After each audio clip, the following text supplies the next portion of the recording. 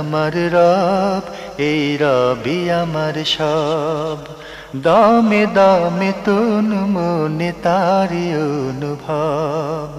তোমার দুনিয়াতে আমি যেদিকে তাকাই, অথই নিয়ামতে ডুবে আছি সবাই। পাক পাখালির গানে শুনি তসবিহ কালো রব, তসবিহ কালো রব। আল্লাহ আমার রব, এই রবি আমার। আসসালামু আলাইকুম, আলহামদুলিল্লাহ, আসসালাতু ওয়াসসালামু আলা রাসূলিল্লাহ। প্রিয় দর্শক, আপনারা যারা দেশে আছেন প্রবাসে, সবাইকে জানাই অনেক অনেক প্রীতি ও শুভেচ্ছা। শুরু হলো এনটিভি আয়োজিত এবং লাভ হলো নিবেদিত অনুষ্ঠান আপনার জিজ্ঞাসা। আপনাদের সাথে আছি আমি জয়নুল আবেদিন আজাদ, আর আপনাদের মনে জাগা প্রশ্নের জিজ্ঞাসার জবাব দিচ্ছেন বিশিষ্ট আলেম ডক্টর মোহাম্মদ সাইফুল্লাহ। আসসালামু আলাইকুম ওয়া রাহমাতুল্লাহি ওয়া বারাকাতুহু। প্রিয় দর্শক, চলুন তাহলে জিজ্ঞাসার জগতে। শুরুতে একটি ইমেল, যিনি পাঠিয়েছেন নাম প্রকাশে অনিচ্ছুক, লিখেছেন, খাবারের সময় হাঁচি আসলে কি বলবো? নামাজে অমনোযোগী হলে কি নামাজ হবে? নামাজে মনোযোগী হতে হলে কি করব? ঝর্ণা দিয়ে কি ফরজ গোসল করা যাবে? তিনটি প্রশ্ন। প্রথমে, খাবারের সময় হাঁচি আসলে কি বলবো? খাবারের সময় যদি হাঁচি আসে,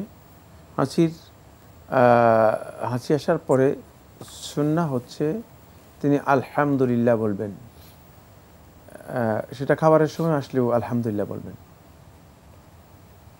আর যখন কোনো ব্যক্তি হাসি মানে এই আলহামদুলিল্লাহ শুনবে, এর উত্তরের মধ্যে বলবেন ইয়ারহামুকাল্লাহ। এটা হচ্ছে হাসির বিধান। ইজা আতাসা আহাদুকুম ফালিয়াহমাদিল্লাহ।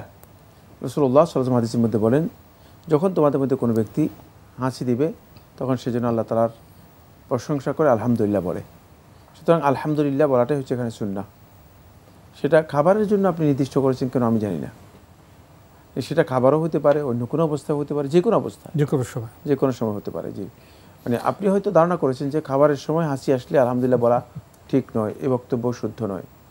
কারণ আমাদের সমাজে কিছু উড়া উড়া কথা রয়েছে। সেগুলো হলো এই যে সারা পৃথিবীর যত কথা আছে সব কথা বলা যায় খাবারের সময়, সালাম দেওয়া যায় না। বলছে খাচ্ছেন তো সালাম দিলাম না।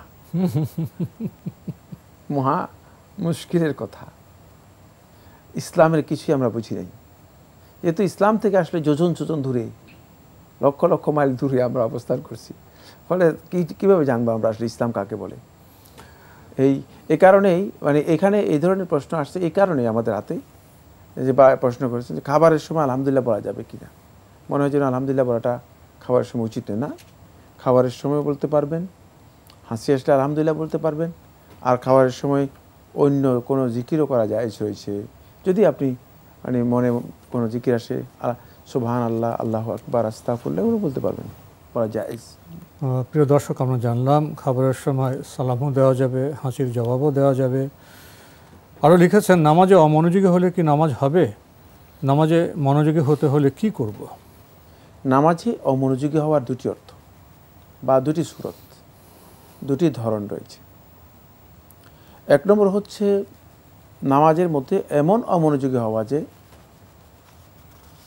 মানে সর্বান্তকরণে আপনি নামাজ থেকে বেরিয়ে গেছেন, নামাজের মধ্যে আছেন যে আপনি বলতে পারবেন না। আপনি মাথা, মগজ, মন, মগজ সব চিন্তা, মানে এমন দোকানের মধ্যে মাল টাল হিসাব করে টোরে, মাল কোনখানে কম হয়ে গেছে, কি করতে হবে, শরীর এখানে, মন চলে গেছে দোকানে। জি, মানে এটা হচ্ছে মানে এটা হলো মানে এমনভাবে সালাতের মধ্যে আপনি আল ইনশিগালু আনিস সালাতি বিল কুল্লিয়াতি ফিকরিয়ান, মানে চিন্তার জগতে, মনোজগতে সালাত থেকে পরিপূর্ণরূপে বেরিয়ে গিয়েছেন। সালাত থেকে পরিপূর্ণরূপে বেরিয়ে গিয়েছেন। সালাতের মধ্যে মনোযোগ মোটেও নেই। এই ব্যক্তির সালাত শুধুমাত্র লৌকিক সালাত হিসেবে হবে। এর সালাতের কোনো মূল্য নেই, মুনাফিকদের সালাতের মতো, মুনাফিকদের সালাতের মতো। সেটা আল্লাহ সুবহানাহু ওয়া তাআলা সূরাত আরাইতা, সূরাতুল মাউন যেটাকে বলা হয় তাকে, সূরাত আরাইতার মধ্যে আল্লাহ তাআলা বলেছেন, কি বলেছেন? আল্লাযীনা হুম আন সলাতিহিম সাহুন, আল্লাযীনা হুম আন সলাতিহিম সাহুন, যারা তাদের সালাতের ব্যাপারে অমনোযোগী। এটা হচ্ছে ওই পর্যায়ের। যে অমনোযোগী হচ্ছে একেবারে বিলকুলই আর সালাত থেকে বেরিয়ে গেছে, তার সালাতের পরিপূর্ণ অংশটুকুই নষ্ট হয়ে যাবে। দ্বিতীয় নম্বর হচ্ছে সালাতের মধ্যে মনোযোগীটা বলতে বোঝানো হচ্ছে মানে হুদুরুল কালব, মানে সালাতের মধ্যে অন্তরের উপস্থিতিটা পরিপূর্ণরূপে মাঝে মধ্যে কি হয়ে যায়, মাঝে মধ্যে ব্যতিক্রম হয়ে যায়। আপনি সালাতের মধ্যেই আছেন, সালাতের ইবাদতের মধ্যে আছেন, কিন্তু মাঝে মধ্যে অন্য কিছু এসে ঢুকে যাচ্ছে, আবার ফিরে আসতেছেন। এটাও অমনোযোগিতা, কোনো সন্দেহ নেই, কিন্তু এটা অনেকের হয়ে থাকে, এটা এই ধরনের অনেকের হয়ে থাকে। আর এই ধরনের হলে যদি তিনি সাথে সাথে সালাতের মধ্যে ফিরে আসতে পারেন, তাহলে তার সালাত হয়ে যাবে এবং সালাতের ফজিলত থেকে তিনি মাহরুম হবেন না। তবে এই অমনোযোগিতার সুনির্দিষ্ট কিছু কারণ রয়েছে, এই কারণগুলো তাকে বের করতে হবে। সেই কারণগুলোর মধ্যে একটি হচ্ছে মানে সালাতের মধ্যে ওয়াসওয়াসা দেওয়ার জন্য এক প্রকারের শয়তান আছে যাদের দায়িত্ব রয়েছে, ওই শয়তানের থেকে আল্লাহ তার কাছে আশ্রয় চাইতে হবে। 2 নম্বর হচ্ছে সালাতের প্রস্তুতি, তাহারাতের ব্যাপারে যদি কোনো নাকস ত্রুটি থাকে, ঘাটতি থাকে, তাহলে সালাতের মধ্যে এই অমনোযোগিতা বা এই ধরনের সালাতের মধ্যে মানে আসা যাওয়া তৈরি হয়। এটা হলো 2 নম্বর। সালাতের যদি আপনি তাহারাতের মধ্যে, উজুর মধ্যে, গোসলের মধ্যে যদি খামখেয়ালি করেন অথবা ঠিকঠাক মতো না করেন সেটা। 3 নম্বর হচ্ছে মানে সালাতে উপস্থিত হওয়ার ক্ষেত্রে আপনার যদি মানে কোনো ধরনের মানে হতাশা অথবা অস্থিরতা থাকে, দেখা যায় যে একজন লোক এমনভাবে দৌড় দিয়ে আসছেন, মানে দৌড় দিয়ে এসে সালাতে দাঁড়িয়েছেন, তখন তিনি কি আসলে সালাতের মনোযোগটা রাখতে পারবেন? পারবেন না, কারণ হ্যাঁ, তিনি নিজেকে কন্ট্রোলই করতে পারবেন না। সালাতের মধ্যে তিনি তো মানেই না যে প্রশান্তির সাথে দাঁড়ানোর কথা, সেটা সালাতের মধ্যে দাঁড়াতে পারবেন না। এই 3টি কারণ বললাম, আর বলবো না, আরও কয়েকটি কারণ রয়েছে। এবার আমি যে বিষয়টা বলবো, মনোযোগ তৈরি করার জন্য সালাতের মধ্যে যে বিষয়গুলো বলবো, সেখানে শুধু একটি কথা বলবো। সালাতের মধ্যে আমরা যেই সালাতের আকওয়াল এবং আফআল আছে, যেই জায়গায় যেই মানে অবস্থানে আমরা যেই দোয়া অথবা যে জিকিরটা করছি, এটা গভীরভাবে বোঝার চেষ্টা করতে হবে। এটাকে যদি আপনি বুঝেন এবং অন্তরের সাথে এটাকে যদি মিলিয়ে আপনি সালাতের মধ্যেই মনোযোগ দেন, তাহলে দেখবেন যে সালাতের আপনার মনোযোগ বৃদ্ধি পাবে। শুধু একটা পয়েন্ট আলোচনা করেছি, এই বিষয়ের উপর শেখ মোহাম্মদ ইবনে সালেহ আল উসাইমি, মোহাম্মদ ইবনে সালেহ আল মুনাজ্জিদ হাফিজাহুল্লাহ তাআলা, তিনি একটা কিতাবই লিখেছেন, সেখানে 33টি কারণ উল্লেখ করেছেন, অনেক দীর্ঘ বক্তব্য রয়েছে। সুতরাং আমি আশা করি ওই বইটিও পড়ে নেবেন, উপকৃত হবেন ইনশাআল্লাহ। প্রিয় দর্শক, আমরা জানলাম সালাত আমরা কি পড়ছি তা জানতে হবে, উপলব্ধি করতে হবে। শেষে আপনি লিখেছেন, ঝর্ণা দিয়ে কি ফরজ গোসল করা যাবে? ঝর্ণায় ফরজ গোসল করতে কোনো ধরনের বাধা নেই, তবে অবশ্যই শর্ত যেটি সেটা পূরণ করতে হবে। ও ফরজ গোসলের জন্য শর্ত হচ্ছে পুরা শরীরের প্রত্যেকটি অঙ্গে আপনাকে পানি পৌঁছে দিতে হবে। আমরা জানলাম বিষয়গুলি সম্পর্কে। প্রিয় দর্শক, আমাদের হাতে আরও একটি ইমেল পাঠিয়েছেন মোহাম্মদ রায়তুল হক মিম, লিখেছেন, বিমান এবং ট্রেন চালক নামাজের জন্য কি পদক্ষেপ গ্রহণ করতে পারে এবং এই বিবেচনা করে কি কেউ ভবিষ্যতে এরকম পেশা গ্রহণ করতে পারবে? সালাতের টাইম তো তাদের জানা আছে, যদি সালাতের টাইম হয়ে যায় তাহলে সালাত আদায় করে উঠবেন। আর যদি সালাতের টাইম না হয়ে থাকে আর সালাতের ওয়াক্ত চলে যাবে, তখন তারা যে অবস্থা আছে সে অবস্থায় সালাত আদায় করবেন। সুতরাং কবলে থাকতে পারে, না থাকলে একটা ব্যবস্থা তো আছে সব। আর যে কোনো যদি সুযোগ না থাকে, যে অবস্থা আছে আপনি বলেন, আমরা তো দেখেছি পাইলট নিজেই তো দেখে যে মানে আসেন, তারপরে তিনি খাওয়া দাওয়ার করেন। আমাদের হাতে একটি ইমেল পাঠিয়েছেন আব্দুল মোত্তালেব ময়মনসিংহ থেকে, লিখেছেন, বান্দার কোন দোয়া আল্লাহ ফিরিয়ে দেন না? যদি এমন হয় যে দোয়া কবুলের কোনো মাওয়ানে থাকে, মানে দোয়া কবুলের কোনো প্রতিবন্ধক কারো থাকে, তাহলে তার দোয়া কবুল হবে না। কিন্তু দোয়া কবুলের কোনো প্রতিবন্ধক যদি না থাকে, তাহলে বান্দাদের সকল দোয়া আল্লাহ তাআলার কাছে কবুল হবে। কোনো দোয়া ফিরিয়ে দেন না আল্লাহ, দোয়া ফেরত দেবেন না। দোয়া কবুলের সুরত আছে বিভিন্ন। হ্যাঁ, জি জি, দোয়া কবুলের। তো এখানে রাসূলুল্লাহ সাল্লাল্লাহু আলাইহি ওয়াসাল্লাম একটা হাদিস রয়েছে, হাদিসের মধ্যে বলা আছে, সালাসু দাওয়াতিন লা তুরাদ ওয়া ফি লাফজিন সালাসু দাওয়াতিন মুস্তাজাবাত। 3টি দোয়া আছে যেগুলো আল্লাহ সুবহানাহু ওয়া তাআলা ফেরত দেন না, অথবা আল্লাহ তাআলার কাছে গ্রহণযোগ্য হয়। এক, দাওয়াত আল মাজলুম, অত্যাচারিত ব্যক্তির দাওয়াত, মানে যে অত্যাচারিত হয়েছে তার দোয়া, মাজলুমের দোয়া, মাজলুম ব্যক্তি তার দোয়া। আর একটা হচ্ছে দাওয়াতুল ওয়ালিদি লিওয়ালাদিহি, সন্তানের জন্য পিতামাতা অথবা পিতার দোয়া। যদিও হাদিসের মধ্যে পিতা শব্দটি এসেছে, কিন্তু আহলে হাদিসদের মধ্যে অনেকে বলেছেন পিতামাতা এখানে বোঝানো হয়েছে। তারপরে আরেকটা হচ্ছে দাওয়াতু আল মুসাফির, মুসাফির ব্যক্তির দোয়া। আরও লিখেছেন কোন আমল করলে অভাব মোচন হয়? এখানে অনেকগুলো আমল রয়েছে। প্রথম আমল হচ্ছে সেটা হলো 5 ওয়াক্ত সালাত জামাতের সাথে আদায় করলে অভাব দূর হবে। যে ব্যক্তি অভাবের মধ্যে আছেন, কষ্টের মধ্যে আছেন, তিনি প্রথম কাজ যেটা করবেন সেটা হলো 5 ওয়াক্ত সালাত জামাতের সাথে আদায় করবেন, তার অভাব দূর হয়ে যাবে। কারণ রিজিকের বিষয় তো আপনি আল্লাহর পক্ষ থেকে মুকাদ্দার, কিন্তু আল্লাহ তাআলা বিভিন্ন উসিলা, বিভিন্ন আসবাবকে এটাকে মাধ্যম করেন, এমনিতে দেন না। কারণ আসমান থেকে মানে খাবারের প্যাকেজ নাজিল হয় না, খাবার এখান থেকে কি হয়, সাপ্লাই হয়, এখান থেকে আসে এবং মানুষের মাধ্যম হয়ে আসে। সুতরাং এখানে কিছু আসবাব আছে, সেই আসবাবগুলোর মধ্যে একটা আসবাব হচ্ছে 5 ওয়াক্ত সালাত জামাতের সাথে আদায় করা। দ্বিতীয় নম্বর হচ্ছে রিজিক বন্টনের সময় আল্লাহ তাআলা থেকে গাফিল না থাকা। দিনের রিজিক বন্টন হয় কখন? ফজরের সময়, সকাল থেকে আরম্ভ করে ফজরের এই টাইমে যারা ঘুমিয়ে থাকবেন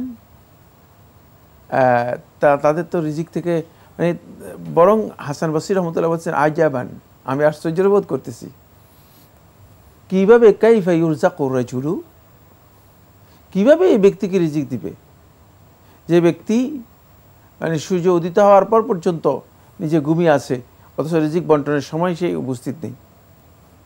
না, আপনি বন্টনের সময় যদি না থাকেন তাহলে আপনি পাবেন কীভাবে? তারপরে আল্লাহ সুবহানাহু ওয়া তাআলা যেহেতু বরাদ্দ রেখেছেন, এই জন্য পাচ্ছি আমরা। এটাও খুবই গুরুত্বপূর্ণ বিষয়। অভাব, মানুষের রিজিকের কমতি ঘাটতি, এর কারণ হচ্ছে মানুষ রিজিকের বন্টনের মূল জায়গায়, মূল সময় মানুষ অনুপস্থিত। এই সময়টা অত্যন্ত গুরুত্বপূর্ণ। সকালের যে সময়টুকু রয়েছে, এই সময় বান্দা আল্লাহ তাআলার জিকিরের মধ্যে থাকবে, আল্লাহ তাআলার আনুগত্যের মধ্যে থাকবে, এবং এই সময় অলসভাবে ঘুমানো এটি জায়েজ নেই। বরং শেখুল ইসলাম ইবনে কাইয়িম রাহমাতুল্লাহ তার কিতাবে বলেছেন ইন্নামা হিয়া নাওমাতুল খুরক, এটা হচ্ছে মানুষের মানে অনিষ্টের ঘুম, মানুষের বিশাল ক্ষতির ঘুম। শেখুল ইসলাম রাহমাতুল্লাহ 10 প্রকারের ঘুমের কথা উল্লেখ করেছেন, তার মধ্যে এটি একটি। আচ্ছা, এরপরে আসতেছি যে পয়েন্টটি নিয়ে, সেটা হলো এরপরে হলো আল্লাহ তাআলার কাছে রিজিকের জন্য দোয়া করতে হবে। অভাব থাকলে অভাবের জন্য তিনি দোয়া করবেন, আল্লাহুম্মা কফিনি বিহালালিকা আন হারামিকা, এই যে দোয়া, ও আগনি বিফদলিকা আম্মান সিওয়াক, এই দোয়াগুলো যেগুলো রাসূলুল্লাহ সাল্লাল্লাহু আলাইহি ওয়াসাল্লাম শিক্ষা দিয়েছেন, এগুলো বেশি বেশি করে দোয়া করবেন। কারণ দোয়া ও রিজিককে কী করে বৃদ্ধি করে এবং রিজিকের যে সমস্যা রয়েছে সেই সমস্যা দূর করে দেয়। আত্মীয়তার সম্পর্ক নিয়মিত বজায় রাখার জন্য চেষ্টা করবেন, এটাও রিজিককে বৃদ্ধি করবে এবং রিজিকের পথ সুগম করে। মোটামুটি আমরা কয়েকটি পয়েন্ট আলোচনা করেছি। যিনি প্রশ্ন করেছেন তিনি হয়তো খেয়াল করেননি যে এটা আসলে দীর্ঘ প্রশ্ন, এটি আলোচ্য বিষয়। জি, আমরা খুবই গুরুত্বপূর্ণ বিষয়ে অবগত হলাম। প্রিয় দর্শক আরও লিখেছেন, কোন আমল করলে মৃত্যু ছাড়া জান্নাতে যাওয়ার পথে আর কোনো বাধা থাকে না? এই আমলটি খুবই সহজ। সেটা হলো ফরজ সালাতের পরে যখন বান্দা আয়াতুল কুরসি, সূরাতুল বাকারা 255 নম্বর আয়াত, আল্লাহু লা ইলাহা ইল্লা হুয়াল হাইয়ুল কাইয়্যুম লা তা'খুযুহু সিনাতুন ওয়া লা নাওম, এই আয়াতটা যদি কোনো ব্যক্তি তিলাওয়াত করে, রাসূলুল্লাহ সাল্লাল্লাহু আলাইহি ওয়াসাল্লাম বলেছেন যে ফজরের পরে অথবা মানে সন্ধ্যার পরে অথবা সন্ধ্যাবেলায়, রাসূলুল্লাহ সাল্লাল্লাহু আলাইহি ওয়াসাল্লাম বলেছেন যে মৃত্যু ছাড়া আর কিছুই তার জান্নাতে যেতে প্রতিবন্ধক হবে না। অর্থাৎ এই অবস্থায় যদি মানে এর অর্থ কী? এর অর্থ হচ্ছে যদি এই হুবহু এই অবস্থা তার মৃত্যু হয়, তবে মৃত্যুটা ঈমানের সাথে হতে হবে, তাহলে সে ব্যক্তি জান্নাতি হবে। এটা হলো এই হাদিসের মূল কথা। আরও লিখেছেন, কোন দোয়া আল্লাহর নিকট সবচেয়ে সবচেয়ে পছন্দনীয়? আল্লাহ তাআলার কাছে পছন্দনীয় দোয়া হচ্ছে যে আল্লাহ সুবহানাহু ওয়া তাআলা আল্লাহর বান্দা আল্লাহ তাআলার কাছে বিনয়ের সাথে ওইটাকে মানে অন্তরের পরিপূর্ণরূপে নিষ্ঠা এবং আনুগত্য প্রকাশ করে দোয়া উল মুতাজাল্লিল, মানে মুতাজাল্লিল বলা হয় তাকে, যে ব্যক্তি নিজেকে খুবই ক্ষুদ্র করে একেবারে আল্লাহ তাআলার কাছে নিজেকে ছোট করে যে ব্যক্তি আল্লাহ তাআলার কাছে দোয়া করে থাকেন, সেই দোয়াটি আল্লাহ সুবহানাহু ওয়া তাআলার কাছে অত্যন্ত পছন্দের দোয়া, অত্যন্ত ভালো দোয়া। মানে দোয়াকারী ব্যক্তি যদি নিজেকে আল্লাহ তাআলার কাছে নিজের অন্তরটা পরিপূর্ণরূপে পেশ করে এবং নিজেকে খুবই ছোট করে বিনয়, যেটাকে সর্বোচ্চ বিনয় যেটাকে বলা হয় তাকে সর্বোচ্চ বিনয়াবনত হয়ে যে দোয়া পেশ করবে, সেই দোয়া হচ্ছে আল্লাহ তার কাছে সবচেয়ে পছন্দের দোয়া। আর আপনার বাকি প্রশ্নের জবাব ইনশাল্লাহ আমরা অন্য কোনো সময় দেওয়ার চেষ্টা করব। প্রিয় দর্শক, আরও একটি ইমেল পাঠিয়েছেন নিগার সিদ্দিক, লিখেছেন, বিধর্মীদের দ্বারা তৈরি করা কোনো খাবার খাওয়া জায়েজ হবে কি?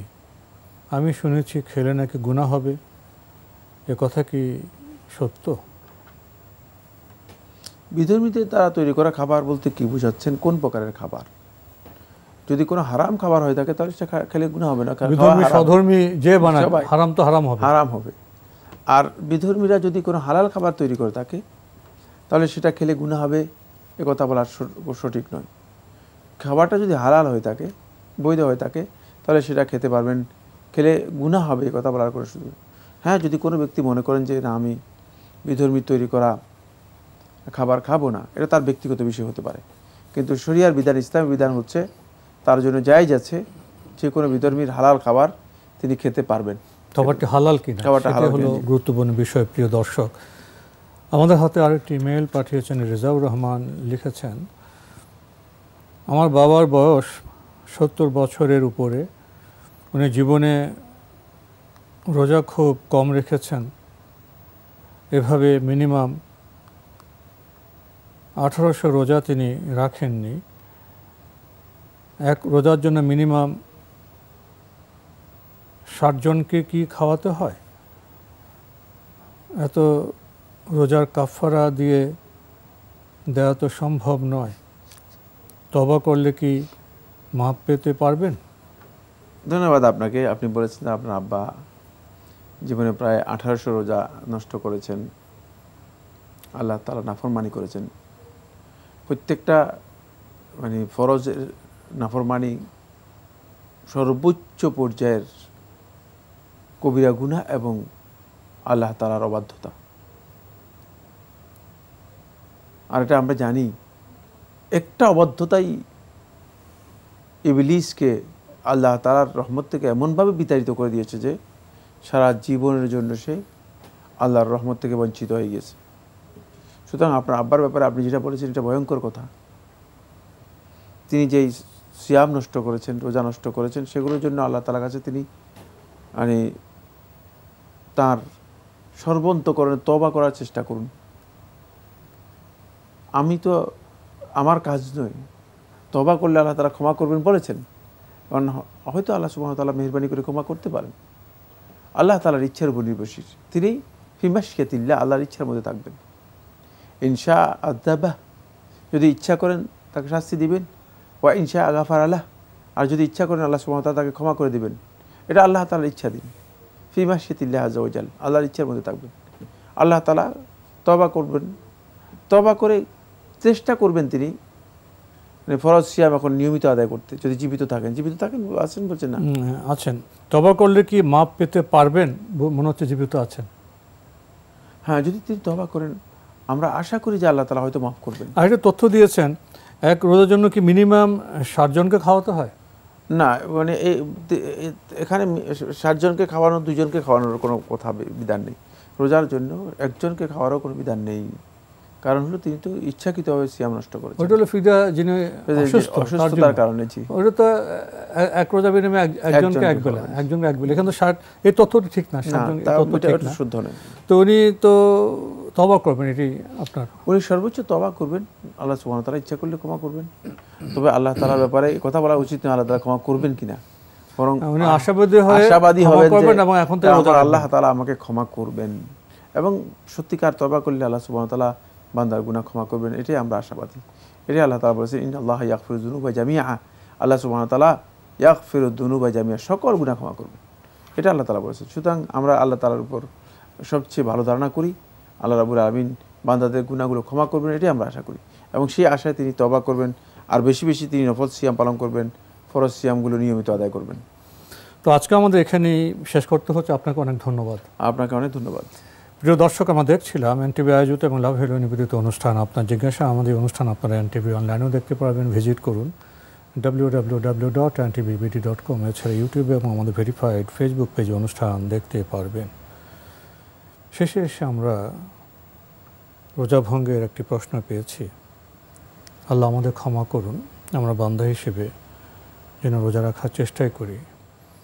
শেষ বয়সে এসে উপলব্ধি করলেন, অনুতপ্ত হলেন, জানতে চেয়েছেন যে তওবা করলে কি ক্ষমা পাওয়া যাবে?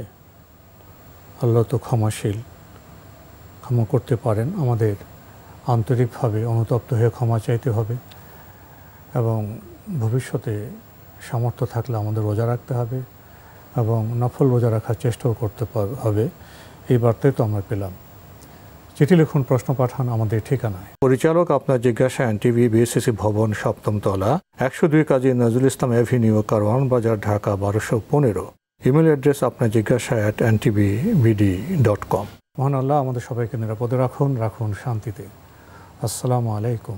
আল্লাহ আমার রব, এই রবি আমার সব, দামে দামে তুন মনে তারি অনুভব।